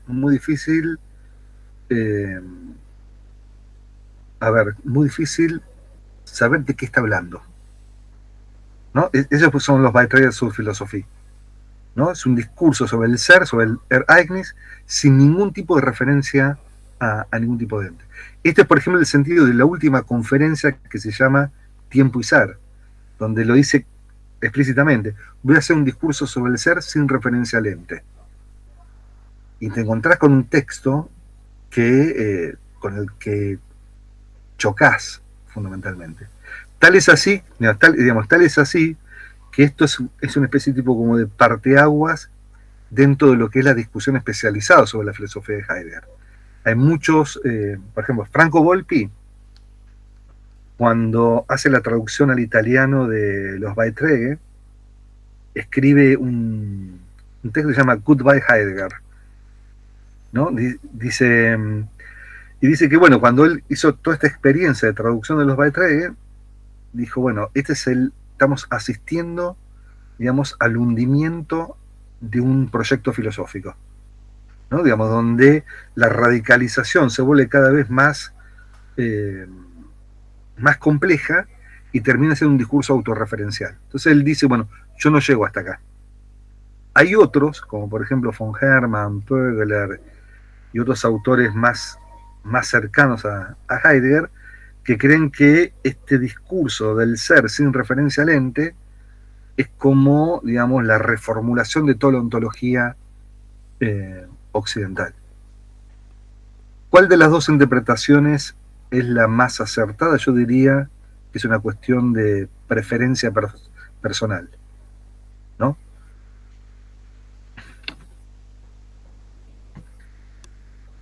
Bien, les hago una pregunta, duda, comentario. No, gracias por todo, profesor. Y bueno, el lunes le mando el mail por las investigaciones lógicas 1 y 2. Le agradezco mucho. Bueno.